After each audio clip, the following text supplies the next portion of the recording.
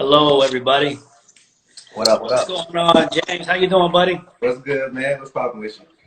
How much, man? Just trying to stay safe. You and your family good? Yeah, man. We straight. We straight. How about yourself? Good, man. Good. Thank God we have our health, right? Hey, that's the main thing right there. Yep. Definitely, man. Definitely. So we're gonna let a few people tune in, All right. and we have James Taylor, who is a newly retired former professional boxer, Yes, sir. uh, business owner, father. You have a lot on your resume, man. So I'm looking forward to sharing your story with people today. Oh, yeah, no doubt. So this is our Sunday sit down series. We have James Taylor, also known as Coach JT, joining us. He is the owner of Teknique Boxing, co-owner of Fusion X-Cel Performance, and like I said, a retired boxer who has a vast experience. Also a head coach, coaches youth as low as ages 4, all in 5, all the way up to fighters in the UFC. So we're happy to have you on. Appreciate it, man. Appreciate it. No doubt. So James, if you could talk to the viewers today, kind of where you're from, your upbringing as a young person, if you want to share that with us to get started. Man, that's deep. But all right. So, no, all right. So I'm originally from Fort Benning, Georgia, Columbus, Georgia. I'm an Army brat. I lived there till I was 14 years old, and with some situations with my family and losing my mom to prison and losing my dad as well to prison, and then getting put in the foster home. My family in Florida came up there and got out of the foster home with my sister and brought us down to Florida. And basically what that is, man, they gave me a roof over my head. That's about it. You know, Wow. yeah, nobody checked my breath. Nobody, saying make sure I was straight. Like putting food on the table, make sure I had it. Okay. So by the time I turned 17, I moved out of home. I got my own apartment. I was still in high school. And that's just worked my butt off, man. Just, I knew I had to basically fence for myself. I had to make sure I was straight. Everybody else was. You know, I mean, that's like a short glimpse of me. You know what I'm saying? If I go Yeah. into detail, it can get intense. Sounds like there's a lot there. There's a lot there. Yeah. So It essentially, gets worse. Yeah. yeah, at age 14, then you moved to Florida. What part of Florida did you move to? I moved to Winter Garden. I used to stay in the quarters right behind, right there by Center Street. Okay. So some people that don't know that's the hood. I mean, I'm right into the hood. I went from the suburbs from Columbus, Georgia, straight to the hood, having everything I wanted to having absolutely nothing. So Wow. yeah. So you were stripped of many of the blessings that other young people have at a young age. You Yeah, essentially went to null. yeah, exactly. If I can go back, would I change anything? No, because I was a spoiled brat. I was one of those kids in the neighborhood that you couldn't tell nothing because I had everything until I had stripped from me. When I had to strip from it, I'm using hand-me-down clothes from my cousin. That's what woke me up. It was like, yo, you can't be this way. You got to humble yourself. Wow. So age 14, you said Winter Garden? Yeah, Winter Garden. Okay. Yeah, I stayed in different areas in Winter Garden. I stayed in Winter Garden by Center Street, and I also stayed in Tillmanville. Also. Okay. So for those of you watching and tuning in, also I'd like to share, if you have any questions for Coach JT, please chime in and we'll try to answer your questions. Essentially, moved at age 14 to Winter Garden. There's so many Windermere's, Winter Parks. If you're not familiar with those, it's general Orlando area, the surrounding greater Orlando area. Yeah. Tough upbringing, and then transitioning to moving to a whole other state. Essentially, if you want to talk to your introduction to boxing, were there other sports involved before boxing? Kind of talk to us about, that transition to Florida and how it led to your boxing career, essentially. So I played basketball all my life. I've been playing ball since I was 6 years old. I played ball in high school in Mars, Stoudemire. I mean, it's just like Damian Wilkins also. Basketball is my sport, Yeah. The reason I got into boxing is because I'm slap boxing on a basketball court out there in Barber Park over in East Orlando. Wow. And I'm slap boxing this kid and getting him pretty good. And he's like, yo, you box? I'm like, nah, I never boxed. I'm not a fighter. At the end of the day, literally in Georgia, I used to get my butt whooped in Georgia. So I was not a fighter. I was a talker. I could talk some game. You know, I could speak some game to you, but at the end of the day, I wasn't a fighter. I used to get my ass handed to me all the time, enjoy it the time, you know. But I'm slap boxing with this kid. I'm athletic, so I got speed. And he's like, yo, you boxing? I'm like, nah, I'm boxing, man. I don't do that, you know. He's like, man, you gotta meet my dad. My dad is a trainer, Roberto Rios. Wow. I said, all right, I'll meet him. You know what I'm saying? And man, after I met him, man, it was sky's the limit, man. He took my training 7 days a week, tennis courts, racquetball courts. We didn't have a gym, but we had consistent training, you know. And that's when I opened up Cage 407. My first official gym was Cage 407 off of Foresight. That was my first ever gym opening as a business owner, any of that. You know what I'm saying? I didn't know what I was doing. I just opened it up. He had a ring and had 3 bags, and I said, let's run with it. Wow. So he wouldn't let me train nobody because I was fighting. So he's like, yo, you know what I'm saying? But that's how I felt because he wasn't focused on anybody else but me. You know, we had people in the gym that wasn't getting focused on, so obviously, and I just continued to fight. But that's how I got fighting, man. You know, just slap boxing in the basketball court, you know? Wow. It's funny that where you're at now and where you started, you hear the constant story. You had one person that believed in you. And that's what it sounds like here. You had a coach. You said Coach Barrios? Yeah, Roberto Rios. And that was Rios, I'm sorry. Yeah, he's been coaching for a long time. And he said he never had a southpaw before. So, and, you know, I didn't know what a southpaw was. I was like, what's a southpaw? Wow. Yeah, you know what I'm saying? So he put me on, you know, and I mean, he taught me a lot of skill. I mean, technique to the T, you know, so. Definitely. And going back a ways here, are there people that you established relationships back then that you still have now, even in your young, as you learn the sport, I guess? Is there still people you're in contact with from those days? Not really. Like, you got Bob, you know what I'm saying? Bob, he was at the time, the president of the LBC up here for the USA Boxing. And it's like Harold, a couple of coaches that was I was competing against their fighters and they was coaching still. You know, so me, when I transferred over, and they were like, hold on, you look familiar. I'm like, yeah, I fought you guys. You know, the small world of boxing. Yeah, it's a small world in boxing. And then I guess they looked at me as a young coach, you know what I'm saying? A young, how you say it, like, not knowing the skills, right? Or knowing the situation, but I'm smart when it comes to like learning anything with like sports. You put me in front of something, give me a month, I bet I can beat you. Wow. Yeah. Very interesting. So your first day walking into that boxing gym, describe the experience. My boxing gym or which one? The first time you ever walked in, well, you said you didn't have one. So I guess going back to that, I say that a lot of, threw you off with that question. All right, your first day, putting the gloves on, essentially, if you want to talk about that. I'll talk about my first sparring session. How about that? Okay, we can do that. First sparring session was probably the worst session that made me really contemplate boxing. Because I went to, what's his name? He's off of Coach Harry. Is it Coach Harry? It's a gym over in Pine Hills. It's right off of Ivy Lane. Okay. I went there to their gym, and I'm in the hood. This dude with gold teeth, dreadlocks, you know. I'm already like, my heart like, oh, snap. You know, he brought me to the hood. Yeah. There's a guy that fought on ESPN like 2 nights prior. And he was like, yo, you're going to spar him. I'm like, what? I've seen this. I'm looking at dude. I'm like, I've seen this guy before. Like, where I know this guy from? You know what I'm saying? I'm not thinking about it. I said, all right, cool, boom. First round, my heart started throbbing like crazy. You know what I'm saying? I'm fighting him, but I'm thinking that I'm getting beat down because now I'm bleeding. Yeah, I got my nose, you know what I'm saying? My nose leaking a little bit, so my mind is telling me to quit. Second round comes in, I hyperventilate. I got hit in the body with a solar plex, boom, I kept moving around, and I just, out of nowhere, I just dropped to my knee. Not from the body shot, I just dropped to my knee because I'm hyperventilating. I'm like, damn. And then my coach was like, get out of the ring. And all the other guys over there laughing. You know, I'm in the hood, they talking trash. Yeah. They're laughing, they're like, yo, this dude weak, you know, he weak. So I went outside after that because I was kind of like embarrassed. And I literally sat down, I kneeled up against the back wall, and I sat up and I looked up. I'm like, do I really want to do this? Is it like even worth it? You know what I'm saying? Because to constantly feel this, you know what I'm saying, be humiliated like this, you know what I'm saying? It's kind of like, man, is it worth it? If you really gonna put your all into it, really put your all into it and do it for real. You know what I'm saying? You're gonna prove something, prove it. And I'm just really contemplating that. I'm in my zone. and like I bawled. I like got home and I let it all out.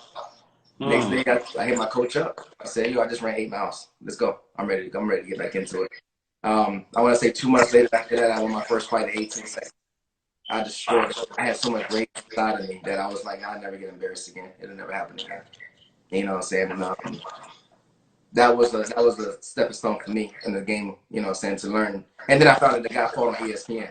And I was like, and then my coach showed me the tape. He was like, I was absolutely destroying the guy. But here I wasn't. Wow. I was picking this guy apart left and right. But every time he touched me, I felt like I was losing the war. Interesting, the mental side of it. And it's not, in boxing's not a game. It's how you go play basketball, get crossed over, and life goes on. Not only are you getting embarrassed, you're getting physically hurt. Exactly. And I think people miss that a lot of the times. Yeah, that's what I always tell my fighters. It's mental, man. You know, from my first sparring session to the whole game, it's mental. It's here. You know, you can train your body to be able to handle it, to be able to do it. But at the end of the day, if you go in that fight with the wrong mindset, you already beat yourself. And that's what I did. Very true. That's that mental switch. A lot of fighters either have it or they don't. And you see them turn it on. I think what comes to mind, local fighters, even professional fighters. I know the local fighter, Christian Lawson, who's a MMA guy. I saw him turn it on and turn it off. I was with him in his pro debut. The guy's super nice. Once the cage closes, it's a different person. Exactly. I think it's that mental switch. And I call it the Golovkin switch. For those of us that are fans of Golovkin, you see it. You know, I met him in person. And great guy. But when he goes in the ring, he's a killer, man. You gotta have that. You gotta have that killer instinct. I don't care who you are, man. You can go in there. You gotta have one. You gotta be a lion. It's either eat or don't eat. And you can't go in there, you know, say second guessing yourself. Don't do it. You already beat yourself. Right. Very mental. I was a wrestler, so I can relate to that. And I remember my first wrestling match, and I was I didn't know what at the time myself. I started hyperventilating too. I almost didn't wrestle. Yeah. So I can relate to that. And it's we used to do under the light matches. They'd have all the lights off in the gym. We were 13 years old, and we're doing a wrestling match against another kid. When you're 13, the parents are there, all the fans are there. Yeah. And you have one light, and it's a dark gym. And it's under the light. Talk about pressure. So I can relate in some aspects. I wasn't getting punched in the face, but I was getting slammed. You know how it is with MMA. Oh, yeah. So Definitely. it's a little bit of both. So yeah, it's interesting that you talk about that. And I think a lot of up and coming, you could tell other young people, and I know you work with a lot of young fighters, is the mental side of boxing and MMA as well. Great point there. So talk to us about your amateur experience.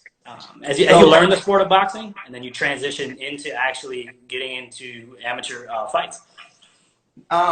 We trained. My coach knew I was ready at a certain point. And then my first amateur fight, we went to a place in Tampa called Hurricane Boxing Gym. Okay. They had us in this hot ass room where all the fighters had wrapping hands. It's so hot. And my fighter that I'm fighting is not even in the room because this is his gym. He's over there with the AC, and they got us in the heat. And then my fight was like 11:45 at night. Wow. So I'm like one of the last fights, you know what I'm saying? They all making all this big fuss about him and stuff. And he's 142 pounds, I'm 132 pounds. And I'm like, how is this even possible? I say, you know what, but I'm already pissed off in the mindset. So I'm already like, I gotta eat. You know, I don't put myself through all this training. You know what? This guy is nothing. No matter how big he is over me, he's not going to be able to beat me. Bro, the first left hand I threw landed, dropped him.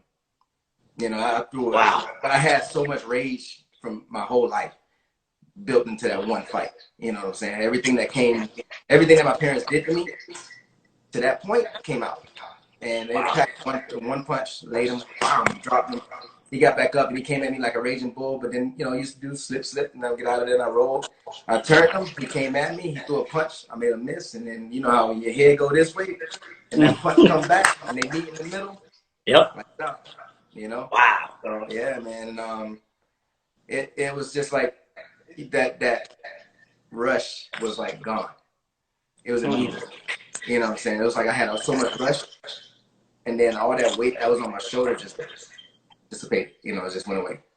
Wow. I felt phenomenal. I felt great. The next day, I just woke up like, I need to go run. And I wanted more. It was like a drug. You know what I'm saying? It's like I wanted more. I want to eat more. I want to eat more. I want to fight more. I want to beat more guys. I want to accomplish more things because the more guys that I beat, it felt like I was just breaking these walls off of, you know? Interesting. Interesting. You focus on the, and it's so mental. I mean, Yeah, yeah, it's usually as a big piece of it. yeah. So continue to talk to us about your amateur career. As it moved forward, you continue to learn about the sport. Obviously, you're a southpaw. You Yeah. brought something different to the table. You know, a lot of guys may fight maybe 2 or 3 southpaws in their whole career. Yeah. So you brought something different to the table. Were you a switch hitter? Were you able to go orthodox as well? Could you mix it up? I never switched. Only time I switch when I work my defense. If I'm slipping and I'm trying to look Okay. for an opening shot, I will switch and try to throw it. I'll throw it like okay, let's say I throw a left hook and I switch to an orthodox stance, but I immediately switch back to southpaw because that's where I was comfortable. Okay. You know, but majority of the guys that I fought literally was 90% right handed. I fought maybe three left-handers my whole entire career. Right. You know what I'm saying? So it's not that many. So I mean, even when I fought a left-hander, it was difficult because I'm making the movements, I'm running into punches. I'm like, oh, you know what? And I started thinking, I'm like, yo, I'm doing that, you know. But I started treating it like basketball, where it's like, if I get you and you hit me, I gotta get you 3, 4 more times. You know what I'm saying? Like, if you score on me, I gotta score 3, 4 more times to be up ahead of you. And I just started picking them like 1, 2, 3, move out. Oh, you got me 1 more, 2. You know what I'm saying? I started counting my numbers. The less I got hit, the more I hit you. Same thing, vice versa. The more I got hit, the more I hit you, even more. But it was just, I mean, with my amateur career, I was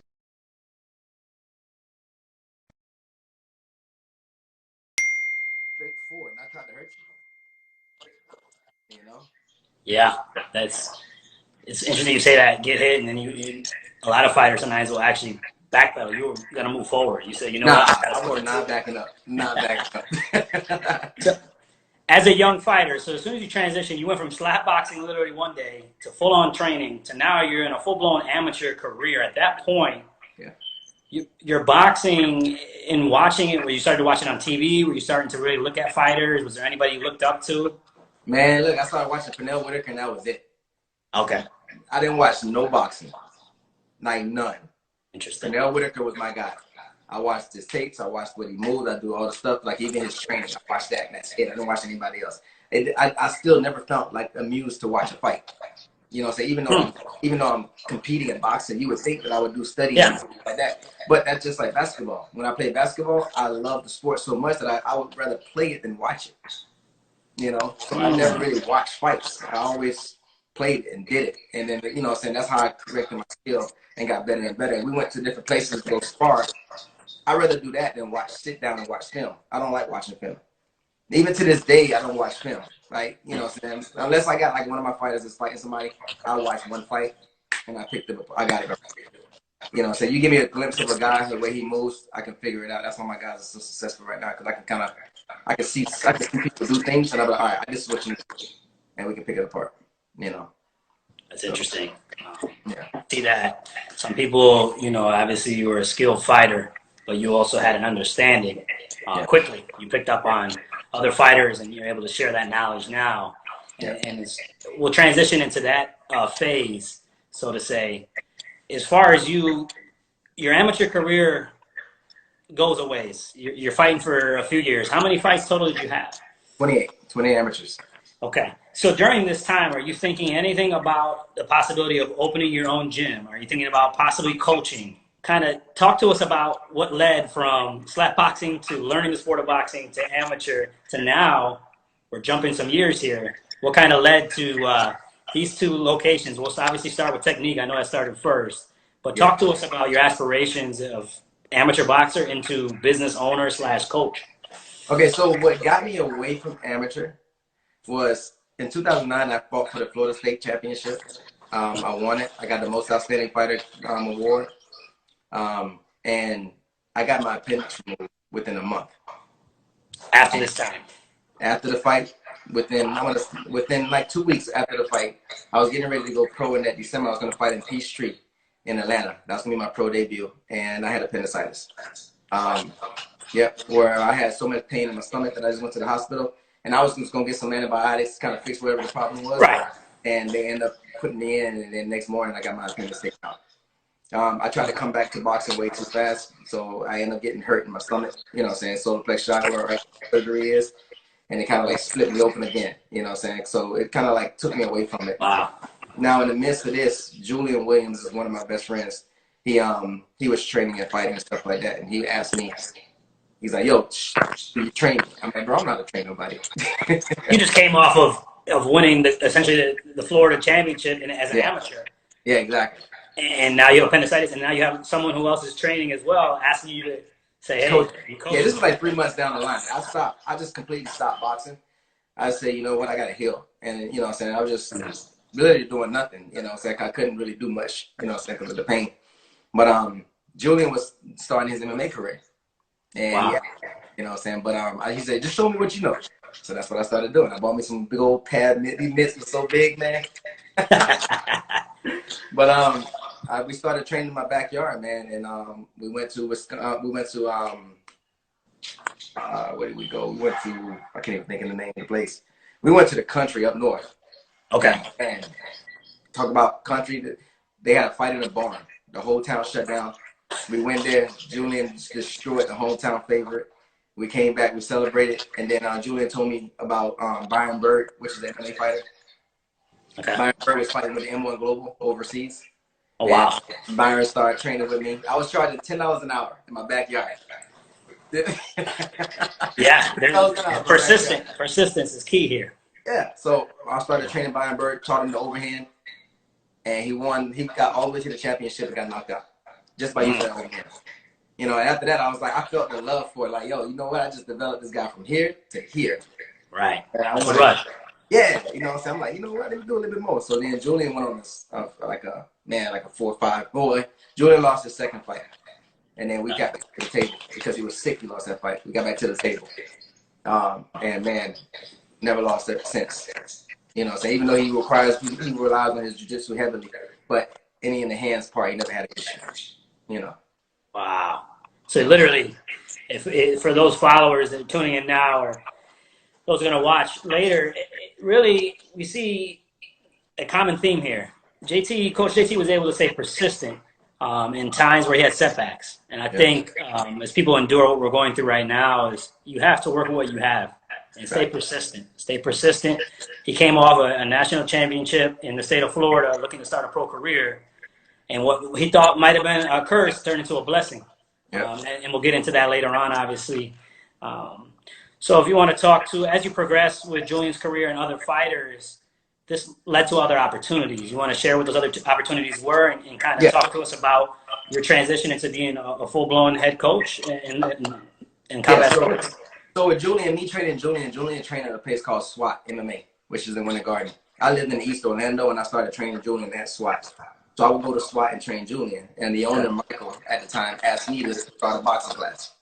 Wow. So I'm like, all right, you know what, I do the boxing class, cool. You know, so I started teaching class. The class got big. Then they switched owners. Still going through the transition, still doing it, teaching classes and stuff like that. And I fell in love with it, you know. Now, for me going to actually starting my own gym, me and SWAT, we had disagreements. And this would kind of derail me and Julian's friendship because I left SWAT. I went my way to start up Technique. I was gonna do them dirty and open up Technique around the corner because it used to be Technique. It used to be JT Technical Boxing. That's what the name originally was, JT Technical Boxing. Okay. But I had an opportunity at Fighting Arts Emporium that opened up their doors to me that said, look, you have all the equipment. We don't have a coach. And the coach that was there said, yo, I give you head and I'll take you back. And he was like, I'll be your second. So I'm like, all right. I said, as long as you can do it my way, I'm game. So it was Fighting Arts Emporium. Obviously, I didn't want JT in it no more, nor I want technical in it. So I said, what's the best way to do it? Technique. You know what I'm saying? So I'm like, you know, I teach technique. That's all I focus on is technique, footwork, technique boxing. Let's do it. I looked it up. Nobody had the name. A lot of make it like, you know what I'm saying?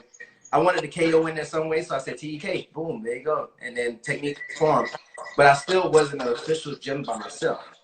When I left Emporium and I opened up, well, actually, Fighting Arts Emporium, we kind of separated, but I stayed inside that building. I started paying rent. And then that's when Technique boxing. And this was 2014, you said? No, this is 2012. 2012, wow. Okay. That's where the process. So as far as opening, before we get to that, what were probably the most challenging things during this time and kind of some of the rewards as well as you transition to this phase in combat sports for yourself? Well, one of the hardest parts is losing my best friend. at the end of the day. You know what I'm saying? Mm. It was like, do I want to even do this? Because I don't even want to step on his toes. See, that's my boy, and that's always my boy. So it's always like, should I do it or should I not do it? Do it or should I not do it? Because I value his friendship. You know what I'm saying? So I said, all right, if I'm gonna do it away. And the transition wasn't that bad because they opened the doors and they gave me everything I needed already. I had the money to open up because I was doing real estate. But Okay. if they had given me everything, it's like a blessing, literally. You know what I'm saying? Like, look, you don't even need anything. We just need you. And it was such an easy transition, man. You know, because I was doing the civil engineering over at with PSI, and I was working construction, doing inspections here. Did that for 5 years while I was running the gym at the same time, and then I finally say, you know what? I just want to do my passion, and that's it. And my passion was teaching kids boxing and getting them off the street, stuff like that. Wow. So, yeah. So after you transitioned and kind of joined, you went your separate ways. How did you guys come back together as a team? At that point, you were looking. Teknique was in the process. You had started it. Yep. When did you look kind of open your own building? Uh-huh. So how did you transition to that? And then how are you enjoying come back together? Can you talk to us about that? Obviously, because you guys are great friends today and business owners as well. So yeah, Julian reached out to me and said, let's sit down and talk. You know what I'm saying? And let's lash this out. So we went and had lunch and everything like that. And he asked me, he said, look, I got a fight going on in Russia, Warrenburg, Russia. And I don't trust nobody but you to be my corner. Wow. So I went and got my passport, and we took a trip to Ocoee, Russia together. You know? And I mean, me and Julian, even though we like went our separate ways, man, you know, at the end of the day, you know, we didn't talk, but in the back of our head, we knew that's my boy, no matter what. You know what I'm saying? He was mad at me because he felt like I left him at SWAT, which wasn't the case. I left because, you know what I'm saying, it's a principle. You know what I'm saying? You don't want nobody to disrespect you. I'm not going to let nobody disrespect me. You know, same thing, vice versa. So he had to understand the reason I left, which he didn't know. He didn't understand I left. He thought I just left because I just wanted to leave, and that wasn't the case. You know. So when we got back together, it was night and day. Went over to Russian and destroyed their main fighter over there. You know what I'm saying? And we just got back together at that point. You know, I started doing more stuff with Teknique. When they were selling the building that I was in, that's when I'm always ahead of the game. Immediately I disappeared. I'm like, boom. I said, I got to find a location. So I found me a location in the warehouse. They offered me a really good rate. I went and put the money down, and then I already had stuff building out of it, getting it ready. And then I brought it to the owners. I said, look, I'm leaving. I had all my stuff, and it was like, look, we'll sell you this equipment. You can have it. Just pay me $1,500 for all of it, the ring, the bags, the whole 9 yards. Wow. Yeah, so I'm like, that. So I gave them the money. I told all my members, I said, look, I'm opening in a week. We was already ready to open. Went right over there, and within a week I was open, man. And, wow. And it was out of all the transitions, literally, they was all smooth. I never had an issue, even with the city, the mayor. Now, you know what I'm saying, the mayor was happy that I was even bringing in some kind of a like gym like this for the kids. You know what I'm saying? So they like talking about me in the city council, which was like dope. You know, so I'm like, yeah, I didn't know I had no pool like this. You know. But it was just sitting in my back pocket, man. They invited me to a council meeting. They started talking about what the gym, what the goals are with the gym and stuff like that. My main thing is get kids off the street and get them out. Wow. You know? But it was an easy transition, man. I really had no issue opening up a gym right here. That's why I would never leave Minneola. If I do open up another gym, it'll be like Fusion, like we opened it up in Ocoee. You know, but I also wanted to open up another Teknique boxing down in Davenport because there's a lot of kids down that area. But I never had a bad transition, man, never. You know, and it's and these are my next question. You went from training maybe one or two fighters originally, then to larger groups. Yeah. Talk to us about that, and not only larger groups, but young people and some people that are coming off the street and having their own difficulties. Yeah, when I started training kids, the very first in the beginning, you know what I'm saying, I walked into the gym, I see what they had, I'm like, oh, God, these kids need some help, you know. Nothing against the coach, but the coach had an old school style where he wanted you to throw jabs for 3 months. I'm like, sorry, man, this is a different era. These kids can do so much more, so much faster. Right. You know, not like the old school days, you know. So I started coaching a couple kids, and I said, we're going to separate the kids. You coach these kids, I coach these kids. My kids went on to compete. These kids stayed in the gym. My kids went to go win the championship. These kids watched. So eventually what happens? These kids that's watching eventually think from outside. And we had issues inside the gym because of that. You know, so I don't want to take your fight. I'm not here to take your fight. Right. But you're slowing their progress down. You know. And he ended up leaving the gym. And those kids came over and they all started competing. That's when I had Carlos, Joshua, Gabe, Jordan, you know what I'm saying? All these kids just started flying into the gym. And man, they started taking off, doing amazing work, you know. So, you know, it's just, I love watching kids grow and I love watching them win, especially at the end. You know how it is. When you see them in the back room, you know this especially. You see them in the back room, they're nervous. They don't know what and then you like, they're like little kids to me. They're like my kids, you know. So I'm like, you got this. I'm working. But just like smart. Go out and do it. And they give me that look, that puppy dog eye look. It's like, that was perfect. Like, yeah, you know what I'm saying? It's like, you got this. And then when you go in there and they raise their hand, they turn around and they look at you, man, that's priceless. I you know, that's literally, that's like me winning. You know what I'm saying? Me winning my fights. It's amazing. It's amazing feeling, man. And that's why, you know, that's why I continue to keep doing it. You get a kid that knows absolutely nothing and broke. Wow. Even young men, period. Young men, they don't have to compete, but you see them hard-headed. They come into the gym 6 months, they respect you. Yep. They just need that. Discipline. A lot of people forget. It's not about going in there and getting your head hit. It's going in there and learning discipline, learning an art. And I think that's huge. That's a solid point. JT, if you could talk to us about how Fusion came about, because we've talked about Teknique a lot. We talked about your transition from amateur boxer into full-on business owner. How did how did you transition from Teknique to Fusion? Essentially, you went from a predominantly boxing, full-blown gym. Now you're transitioning into the MMA world, into the other side of combat sports outside of boxing. You want to talk about that? So SWAT got sold to the Brazilians. Okay. And the Brazilians do things a certain way. Okay. And I guess my boy Julian got tired of it. The way they was raising the rent. They was raising certain things on them.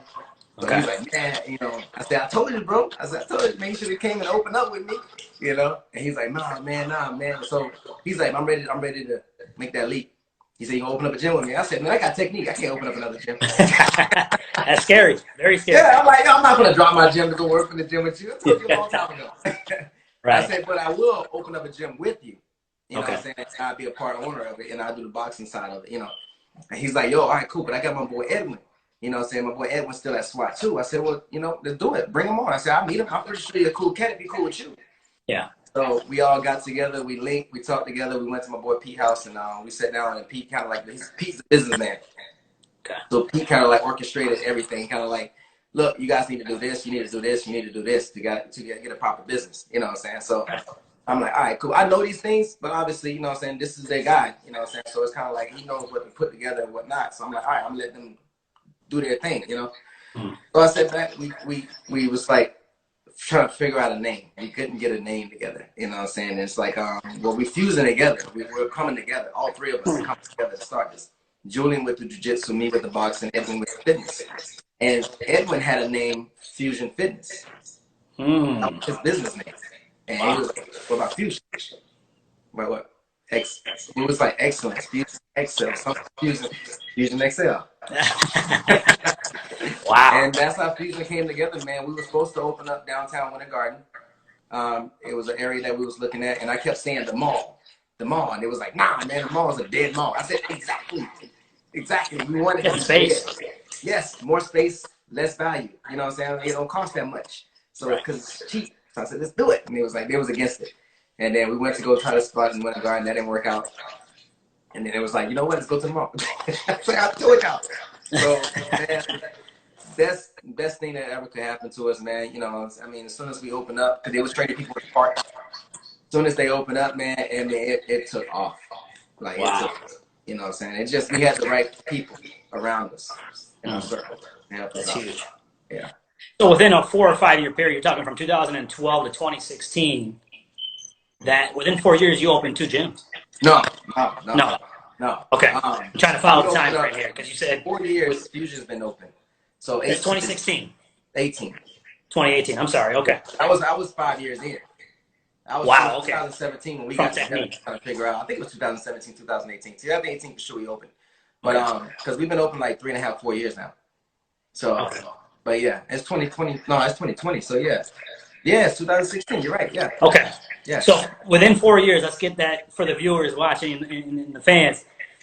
We have Coach JT literally opened 2 gyms. Someone that went from slap boxing 12 years prior to now amateur boxer, staying persistent, from moving from a whole nother state. So that just tells you anything is possible. You have to be persistent. facts. We're seeing that there's a common theme with all the boxers we have on the Sunday Sit Down series.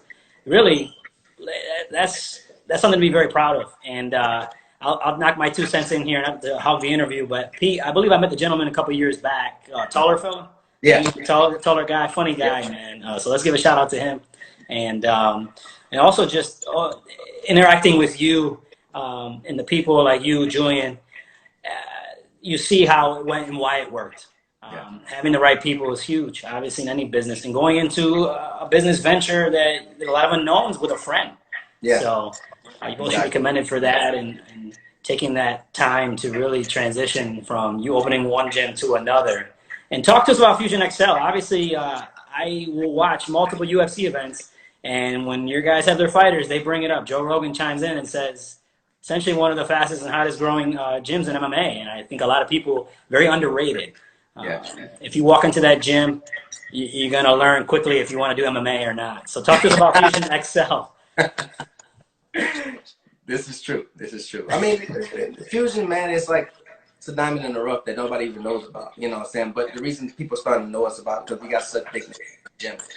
You know, and one thing I like the most is majority of the guys came up with us from SWAT. You know what I'm saying? So like Mike Perry, Alex Nicholson, they was all that SWAT before in existence, you know. And that's where it's like, you know, when Jacare came in, Jacare kind of like just raised the roof. Just raised the roof. You know what I'm saying? He's like, look, y'all need to be noticed, you know what I'm saying, because of what y'all doing, what y'all putting out there. And then Jacare found that we had such a skill. And then when he rolled with Julian, like, hold on, this kid is gay. This kid's got it. You know what I'm saying? Doing network with me, like, yo, you got the speed, you need the technique, I got it. You know, he says so many things that he can bring, you know what I'm saying, like that can build his game up. And I think that's why he chose us, you know, because of our skill level and our talent, you know. And man, I mean, the doors literally, Julian is building the MMA mega house. I tell you. Yeah. You know what I'm saying? Now you got like Phillip Bro doing his thing now, you know what I'm saying? Man, I mean. We'll give a shout out to Phil. He's in the background here in this picture from a friend of mine took years ago. You're actually wrapping his hands. Yep. Yeah, man. I mean, it's just it's so many fighters listening. We just got this other guy. I can't even think of his name, but he was in the one of the contenders from the MMA for UFC. He just moved here from Cali. You know what I'm saying? He was part of the Rally Favorite and all them team. Now he's with us. And you know, and it's like I'm working with him. I'm like, yo, bro, you are sick. You know, and he just started with us. Wow. And we're starting, obviously, Fusion's name is starting to get bigger and bigger the more we out there. But, I mean, it's just Julian, man. Julian got the skill for it, man. He has the talent when it comes down to the MMA side of the game. You know what I mean? I got the talent for the boxing game. And everyone has guys can do it well. And, bro, that's what our Fusion makes it so tight. You got the perfect circle. Definitely. Now, if we have those viewers tuning in and learning about your gym and your business and your experience outside of the ring, as far as walking into Fusion X-Cel, can anyone just walk in? How does that work? If you want to talk to us about that. Yeah, you don't need an appointment. You don't need an appointment for any of our gyms. You know, whether you go to Teknique, whether you go to Fusion, we are invited. We're a family. It's an open door. Open door policy, man. We don't treat nobody different. You know what I'm saying? You want to come in, you want to learn it, come in and learn it. You know what I'm saying? You want to come in, you want to be one of them guys like, oh my God, it's him. Come in. We're not like that, you know what I'm saying, at all. Any of the guys that's in the gym, they're very respectful. They're very humble. They don't push off to the side. They're very professional, exactly. So, you know, you might, now if you hit Mike Perry too hard, he might beat the hell out of you. Or Alex Nichols, they might try to knock your ass out. Yeah, I wouldn't mess with those guys. But if you come in there humble, and you come in there with your head on your shoulders and you want to learn, man, you're going to learn everything. We have everything, like to the T, all the black belts. Like, look, we got, I can't even think of it. There's so many names. There's so many names. Like, you know, we got, obviously you got the black belts, Jacare, you know what I'm saying? That's one. And then you have the other one that's like a 5-time world champion. Rodolfo. Rodolfo. Mm-hmm. Yeah, you know what I'm saying? Okay. So you got, and then you got Leo, which is another black belt. Julia, which is another black belt. Wow. You got, and there's more black belts in the gym. You know what I'm saying? So if you need to learn jiu-jitsu, anyway, you got it. No matter what, you got it in the gym. You know what I'm saying? Right. You know, so it's too much to offer at our gym. And then we have like Mike Schroer and kickboxing and Muay Thai. You know what I'm saying? Me with the boxing. Yeah. Man, I mean. And that's just fusion. So That's we haven't even talked about all the great fighters at Technique, the boxers alone. I know a lot of the guys from Fusion go over there and will train boxing as well. Truly, we look forward at Team La Perla is some of the fighters coming over and learning from you guys. I think that's a huge thing down in the future after all this is over. We look forward to working with you guys and learning. We have a lot of hungry fighters in Puerto Rico from our team that would like to interact with your team. And I think you guys, we both have open doors, and I look forward to that relationship in the future. Definitely. I want our guys to know that as well. And this is Coach JT. And one day, many of you guys tune in now, you will meet. So that's awesome, man. That's awesome. The whole team over there at Fusion and at Technique, stand-up guys.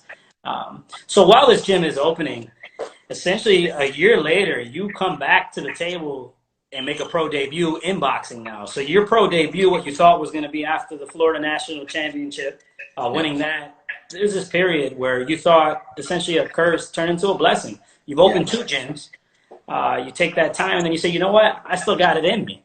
Talk to us about your pro debut within a year after opening Fusion. I want to say it's 2017.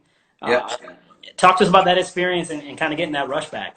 So my pro debut almost didn't happen. A lot of people didn't think it was going to happen because of the situation what happened. I lost my daughter. So a lot of people was telling me, like, you need time to grieve. And I'm like, oh, I'm going to grieve. Whoever's in the ring, they're going to feel it. Yeah. You know, and that I needed it. You know what I'm saying? Because I had rage. I had a lot of rage inside of me. And all my rage been gone for a long time, you know? Right. But this point gave me so much rage. So when I had my pro debut, the kids asked me beforehand. It was like, yo, coach, fight again. I said, I'll do it if I'm not doing the amateur. I'm not shaving my beard. None of that. So I trained, and then the situation with my daughter, you know, happened. And then, man, it was, everybody was telling me, like, don't fight this kid. This is not the good fight for you, for your first fight.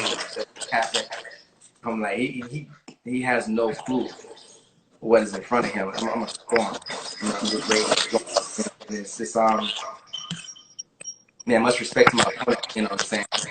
But it was just, nothing was going to beat me. No matter who you put in front of me at that point, nothing was going to beat me. I had too much in, you know. So when I took my fight, again, that left hand, first punch. First round knockout. No, I didn't knock him out. I dropped him. You know what I'm saying? I pressured him again, and then I threw a body shot. And the body shot, I took a knee. I guess I know he said he wasn't kind of like really prepared for what was coming forward because he really didn't know who I was. You know, and that was the end of the fight, man. Obviously, that weight kind of dropped, but still, that weight still exists. You know, that weight will never go anywhere. You know what I'm saying? So, but it felt a little bit like relief. Now I can kind of breathe a little bit, you know. So, but you know, I mean, 3-0, 3 KOs, man. I feel good about it. Yeah, it was a quick pro career, and as you can see, my ball shiny head behind me. Without a beard, I was able to enjoy your, I think it was your second fight at the time, right? That was your second? Yeah. That was your second fight in Tampa. So, say that again. I'm sorry, James. No, I said it's so hard to get these guys commit to you, man. You know how many guys I went through that they assign and then they don't show up, or they assign and then they pull out. It's like, man, I'm too old for this, man. Yeah. You know? And obviously being a gym owner and having a family, you have a lot, your time is precious, man. And you know, you stayed persistent yet again. You ended up turning pro. You ended up going 3 fights. And that's awesome, man. You should be very proud of yourself. Real quick, I met a coach over on Orange Avenue. He told me, he said, the reason I didn't go pro is because I was scared. Wow. And I was like, I can't be that guy. I can't be that guy where I have this amateur career and I can't ever take that step to go to the next level. So it always lingered in the back of my mind. Are you ever going to go pro? Or even if you just do one fight, at least do one fight to say you did it. And I ended up doing 3. Yeah, there was a gentleman, man, a fighter from last year. He just retired. I think he fought 2 or 3 times. Yeah. In Tampa. I'm trying to think of his name. Older gentleman. He fought in the car with you, I believe, in Tampa. White guy. Terry? Was it Terry? He was a cop. He was a Yes. police Yes. officer. Yes. This is a gentleman that should be. I mean, he went. I think he had a draw with David Mundell. Mundell just fought. You can't. David Mundell. Let's give a shout out to him. Yeah, He's he's a no beast, joke. man. That kid is a beast. I'm a big fan. We told him in the back room. I said, "Don't underestimate this guy." And let me tell you, David Mundell just went and fought this gentleman in bare knuckle. Who was an accomplished UFC fighter. I forgot who he fought. Man, what's the guy's name in BKFC? Right. So the fact that just goes to show you, I'm just using him as an example, that Terry, I hope I have his name right, you know, he was never scared. He went after a dream, and the guy was pushing 40 years old. Morgan. Is it Morgan? No, not a Morgan. I'm trying to remember his name. I'm sorry, buddy, if we're not getting your name right, but I think you know what we're talking about. But it just goes to show you taking that next step and getting to the next level. And sometimes you have to make that jump. Yeah. You've done it numerous times in your life, and we can take that away from this interview is that young and upcoming fighters or young people faced with so many difficulties, stay persistent. Keep the course. Keep the course. You're going to have a bunch of bumps. Coach JT is a true testament to that. So you should be very proud of yourself. As we talk about technique, talk to us about the fighters you have at the gym. You have a lot of, you know, we kind of skipped right through your pro career quickly there, but we're going to go back to, you know. It's short anyway. But yeah, well, talk to us about technique and the facility. And I know you moved into a newer facility in the last year, I want to say. And I've had the opportunity to be there. I have not put the gloves on yet. I'm looking forward to doing that. I have a lot to learn. But talk to us about the fighters in your gym and the relationships you have with them. Man, I mean, most of the fighters that I have that's competing right now, I had them since they was like 7, 8 years old. Now they're 14, 16 years old. Some of them even 18. They're like my kids, literally. They're my sons. You know, literally watching them grow and seeing them at the top 10 in the nation in the USA boxing, starting from scratch. You know, as none of my guys have ever been in any other gym. They trained with me from the very beginning. So it's just that right there alone, you know what I'm saying? Tony Carlos LeBron, Joshua LeBron, Gabriel Montgomery, Jordan Warren, you know, man, the list can go on, man. Those are my main guys. And even Happy Dominguez. Bro, that kid, just wait till he And now I got this guy named we call him Hercules. Guy named Cameron, bro. You know how you talked about the switch? Yeah. He's got it, huh? Listen, I didn't even know who he was his first fight. Like, I knew who he was, but when his first fight, I didn't know who he was. I'm like, Cam. And he's just like night and day. He's like a killer. And when he there, he fought a guy that had 8 fights in his debut. He destroyed him. Wow. Talk about turning the switch on. Yeah. Very interesting. So I mean, my guys respect me, and that's like the most thing coaches need anyway. You gotta have respect for me. I don't tolerate none of that nonsense. You know what I'm saying? I say things once in my gym. If you don't hear what I said and you ask me to repeat it, I'll repeat it. But everybody's doing something extra. And you'll see the guys and my guys are like, yo, no, don't say nothing. I tell you what this. I don't like to repeat myself. You know what I'm saying? Because you're supposed to have your eyes and your ears on me when I'm talking. So that respect, also the discipline part about it, because I shouldn't have to repeat myself when I'm talking. You should be paying attention. You know, I'm stern, but I'm fun. You know what I'm saying? So it comes with it. You know what I mean? Minneola 303, US North 27. Come check your boy out. There you have it, Technique Boxing. Make sure you check them out. And obviously, so talk to us about your community involvement. Obviously, you and Alan, shout out to Alan. Yes. Trainer at your gym, great guy. Yes. Buddy of mine as well. Talk to your relationship with him, and then you can also talk to the community involvement. Both of you guys have taken this to another level. I mean, not only working with young people, but also getting involved with people that have Parkinson's, getting involved with people that are learning the sport. Like you said, if you're a soccer mom and you walk into the gym, they're going to work with you. Yeah. Okay, so real quick before we get on out, the gym is such like a home gym where it's like a family. A lot of people see Technique boxing and they're like, oh, it's a boxing gym. It's what you see on Apollo Creed and, you know what I'm saying, Rocky. Come on, man. Like, Yeah. you know what I'm saying? No, it's not like that. Our gym is very welcoming. Fusion X-Cel is very welcoming. It's a family atmosphere. You know what I'm saying? You'll see kids that have never fight a day in their life that won't even get contact in my gym, learning the technique, learning the movement. You know, when I opened up the Parkinson side, you know, I had a guy that had Parkinson at the highest level, and I watched him go from being barely able to move, drooling, to mowing his yard. You know what I'm saying? So that's what made me want to, like, you know what, that's my way of giving back. Also, there's a huge elderly community in my area that needs help, that has Parkinson's, you know. Yeah, man. So I was like, you know what, if I can help this guy, how many more can I help? And that's what really drove me into doing the steady, going to Canada, getting the certifications, coming back. And then when Alan came in, it was like just watching Alan train, his personality, his, you know what I'm saying, his charisma, how he was and stuff like that. I'm like, you know, this guy be a good person to help me build this program, you know. And now he took over the program, he running it.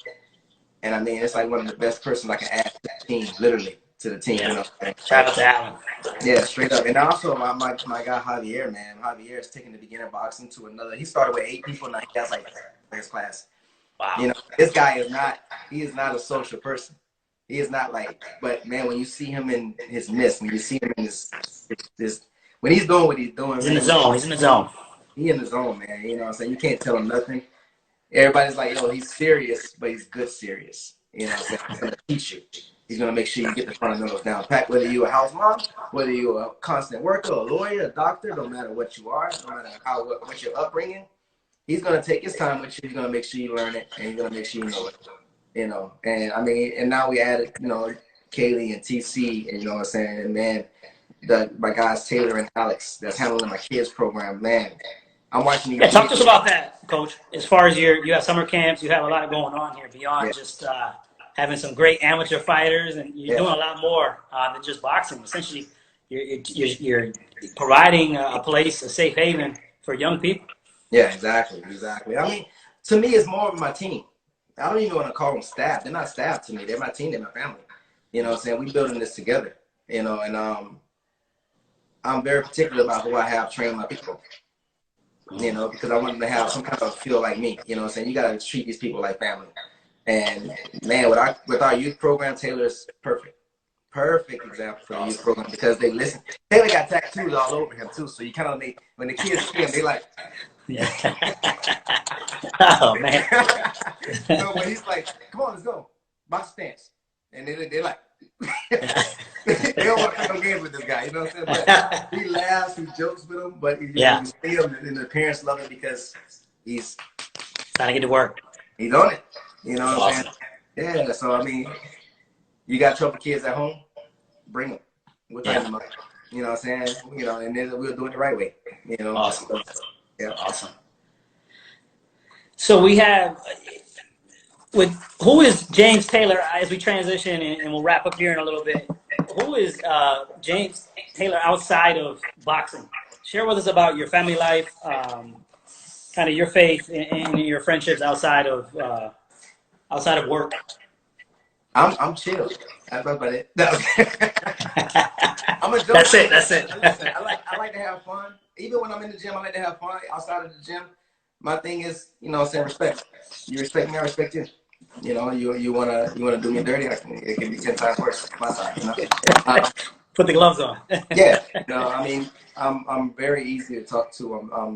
A lot of people say that. I don't know why people scared to talk to me sometimes. I'm like, man, chill. But some people are like they're a little afraid to talk to me. I don't get why. You know what I'm saying? Because I'm very open. You know, I'm like an open door policy. You know, and my mom said, she's like, you too nice. You too nice. I'm like, look, man, that's just me. They made me like that. You know, because you will get respect immediately with me. You know what I'm saying? No matter what, you'll get respect. You know what I'm saying? I won't look at you and change my mind about no.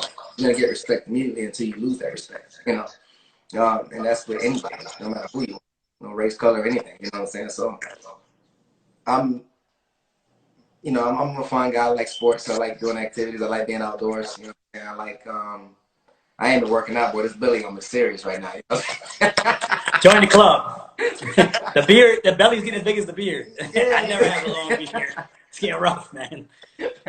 Nah, man, but I'm a normal guy, man. At the end of the day, literally, I'm a normal guy, just like anybody else. You know, I want to see people grow. I want to see people improve themselves. And literally, if I got $20 in my pocket, I give you $20. Definitely. It reminds me of our head coach at Team La Perla Boxing, Gabriel Lamassus. From the day I met him, and my friendship with him, and my friendship with you, both have the same positive attitude, very humble people.